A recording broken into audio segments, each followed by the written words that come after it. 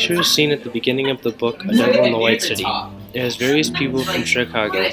All are accomplished architects, but one will be chosen to build the World's Fair. Francis Davis Millet, or Frank for short, a well-taught young man. His ancestors are said to have come over on the Mayflower. He was able to speak and write in several different languages. He was an adventurous boy. When he was 15, he enlisted as a drummer boy for the Massachusetts Regiment during the Civil War. Shortly after his enlistment, he became assistant surgeon to his father. He gained an appreciation for the vivid blood color and used it in his art. Frank was not an architect, but he was an artist known for the works he painted in Rome for many years, and knew Augustus St. Gaudens, who sculpted the standing Lincoln and seated Lincoln in Chicago's Grand Park. He is known for giving Chicago's White City its name. He died April 5th, 1912, in the sinking of the Titanic. Born in Massachusetts, Sergeant Codman was an exquisite landscaper. After graduating college, he took a 2-year apprenticeship under Frederick Law Olmsted. In his apprenticeship, he worked on Harvard's gardens and took a tour of England, France, Germany, and Italy. When he returned to the States, he was directly involved in the design and construction of the South Park and Cazenovia Park in Buffalo. Ernest Graham was a co-founder to a successor firm of Daniel Burnham. He was born in Kent, Michigan. He was one of the first to be hired by Burnham's original firm. Under Anderson, Probst, and White, the company Graham co-founded, he designed the National Postal Museum in Washington, D.C., and an incredible building in New York. An accomplished architect, Graham died at his house in Chicago.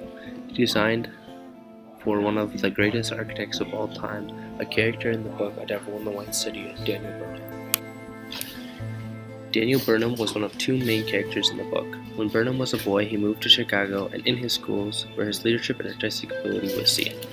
He left the city as a young adult, but his time gone was short because it was his home. In Chicago, he worked for a famous civil engineer and architect, William LeBron Jenney. After with LeBron Jenney and starting his own firm, Burnham and Root, he designed complex and new architecture. One famous building he built was the Rookery. His work with Burnham and Root and the various firms he owned after that showed him not as a good architect, but a great architect. The best architect Chicago had to offer at a time. An architect who could tackle the extreme task of the World's Fair. After the 8th round of voting was done, Chicago won the World's Fair by 50 votes versus New York. St. Louis got a total of 26 votes and Washington got a total of 18. The fair was to compete with Eiffel's Tower and a steel worth France on who could have the largest steel structure. H. Holmes, born Herman Webster Mudgett, May 16, 1861, was born to Levi Horton Mudgett and Theodate Page Price. In 1878, after graduating high school at 16, he changed his name to Henry Howard Holmes, and in 1879 married his first wife, Clara A. Levering. In 1880, they had a son, Robert Levering Mudgett. In 1884, he graduated from the University of Michigan's Department of Medication and Surgery, and a year later they moved to Chicago and he got a job under the alias of Dr. H. Holmes. 2 years later, while still married to Clara, he married Myrta Belclap and had a daughter named Lucy Theodate Holmes. In 1889, construction started on the Murder Castle and was done 2 years later, and his marriage with Clara ended mysteriously after she passed away. In 1893, he was given the honor of hosting the World's Fair and the 400th anniversary of Columbus's discovery of America. In 1894, he married Georgina Yogi and was later arrested for a swindle and bailed out. Again later that year, he was arrested and confessed to 30 murders and 6 attempts. 2 years later, he was hung in a Philadelphia prison and requested to be buried under 10 feet of concrete so researchers couldn't dissect his body. The Murder Hotel was in Englewood. It was in the Englewood neighborhood of Chicago. It had a labyrinth structure so that people, when they went in, could not easily find their way out. The people who went in were most, if not all, were women. They were chloroformed gassed, strangled, or beaten to death, and the rooms that they were in were soundproof. The bodies were removed from the rooms using secret passages and secret staircases. Bodies were removed from the skeletons by quicklime or acid containers and finished in a crematorium. Skeletons were sold for medical use, making Holmes's money. Over 14 years, the total numbers of murders have risen to about 200.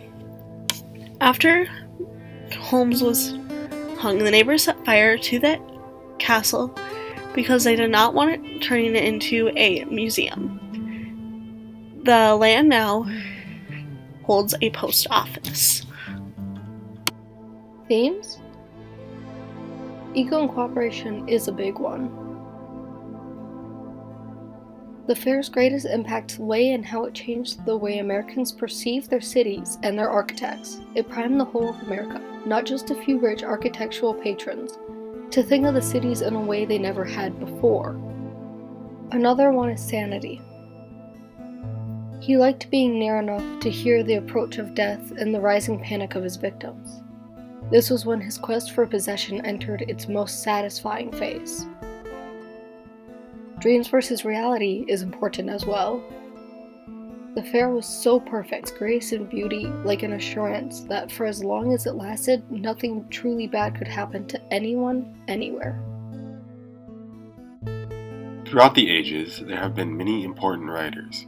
People such as Shakespeare and Sophocles have defined the many forms of literature that exist today. Within their stories, literary devices are used to support or express ideas that may be unclear without them. These elements can be found in any piece of literature from the ancient times to the modern era. Erik Larson, creator of The Devil in the White City, uses two of these devices that are predominant in his book. Symbolism. Symbolism is used to represent the many ideas of the novel and compares two separate entities. For example, Burnham and Holmes both have blue eyes, which represent their ambition and charm. They are blue. Great murderers, like great men in other walks of activity, have blue eyes. Color, another symbol, is used to compare Chicago and the World's Fair.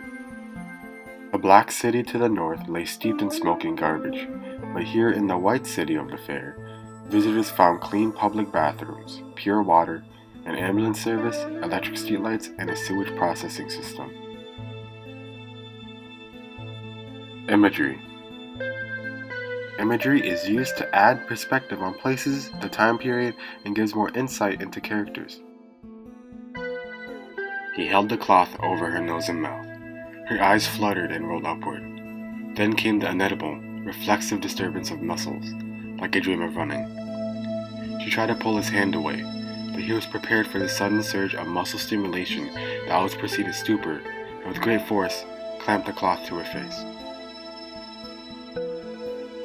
In this book, Larson uses literary elements not only to enhance a novel, but includes them to develop a better understanding.